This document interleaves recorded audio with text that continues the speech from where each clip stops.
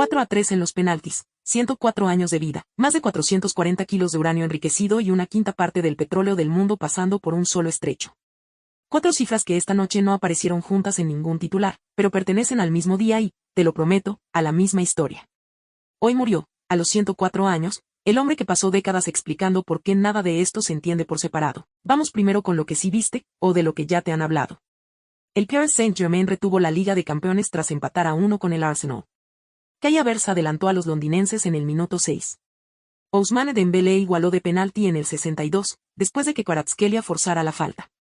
Y en la tanda fallaron Eberechi S. y Gabriel Magalhães, cuyo disparo se fue por encima del larguero. 4-3 en los penaltis.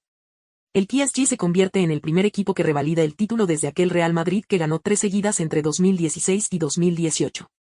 Es historia del fútbol, es portada en 5 idiomas, es el tema del que hablará medio mundo mañana en la sobremesa. Y, aún así, no es ni de lejos lo más importante que ha pasado hoy en el planeta. Quédate conmigo, porque aquí es donde empieza lo interesante. Mientras tú seguías el balón, en otras 3 mesas del mundo se movían piezas que pesan mucho más que un trofeo.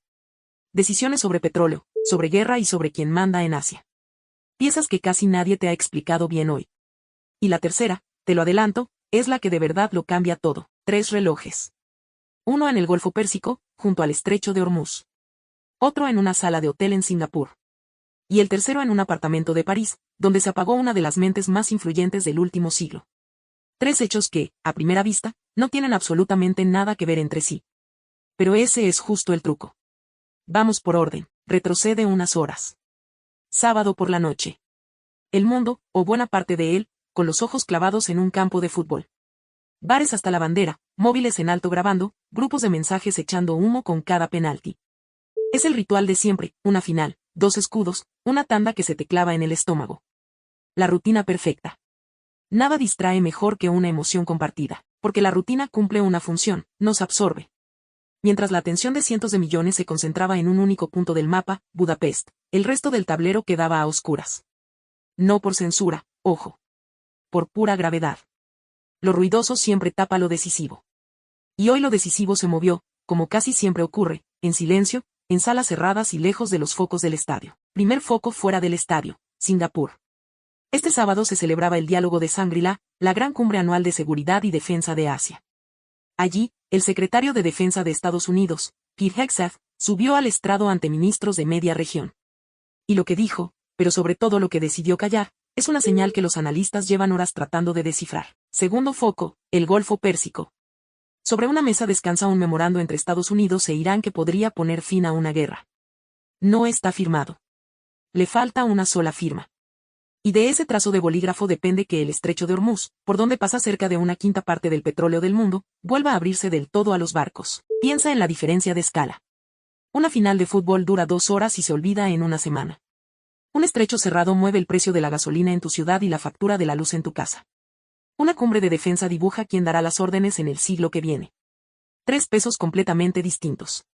Y adivina cuál llenaba las pantallas, el fútbol, casi siempre el fútbol. Aquí es donde se pone realmente interesante.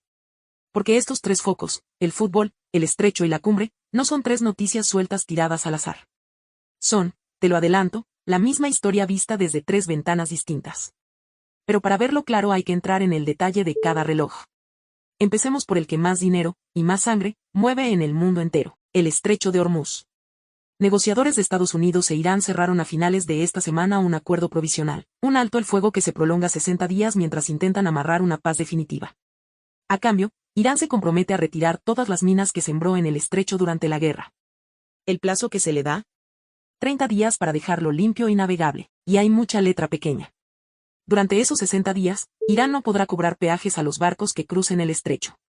Estados Unidos, por su parte, levantaría poco a poco su bloqueo a los puertos iraníes y aflojaría sanciones para que Teherán vuelva a vender su petróleo en el mercado. Sobre el papel, todos ganan algo. Pero falta, claro, lo más espinoso de todo, y lo más espinoso es lo nuclear. El acuerdo no resuelve qué pasa con los más de 440 kilos de uranio altamente enriquecido que Irán tiene almacenados. Es, según los analistas, una cantidad enorme, el verdadero corazón del pulso y lo más difícil de cerrar en una mesa. Eso queda aparcado para la tregua. Y, por encima de todo, el documento sigue sin la firma de Donald Trump. Sin esa rúbrica, nada de esto existe todavía. El propio vicepresidente, J.D. Vance, lo confirmó con una frialdad reveladora. Dijo, textualmente, es difícil decir cuándo, o si, el presidente va a firmar. Y añadió que los saltos el fuego siempre son un poco caóticos, pero que de momento, se mantiene. Traducción sin filtros, la paz de toda una región cuelga, esta misma noche, de una firma que aún no ha caído. Volvamos al segundo reloj, Singapur. En el diálogo de Shangri-La, Exet pidió a los aliados asiáticos que disparen su gasto militar frente a lo que él mismo llamó el desarrollo militar histórico de China. Hasta ahí, el guión previsible, el que todos esperaban escuchar. Lo que nadie anticipaba era el tono con que lo dijo. Y, sobre todo, una ausencia enorme en su discurso. Esa ausencia tiene nombre, Taiwán. El año pasado, Washington golpeaba la mesa con su discurso de disuasión en el Indo-Pacífico. Este año, Exet bajó deliberadamente la voz, habló de una fuerza medida y deliberada, y apenas mencionó la isla. Un giro de tono que llega justo después de la última cumbre entre China y Estados Unidos. Pero todavía falta la última pieza del puzzle, la que lo conecta de verdad todo, y esa última pieza es la que le da sentido a todas las anteriores. Hoy se ha confirmado la muerte de Edgar Morin, el filósofo y sociólogo francés, a los 104 años. Falleció en París.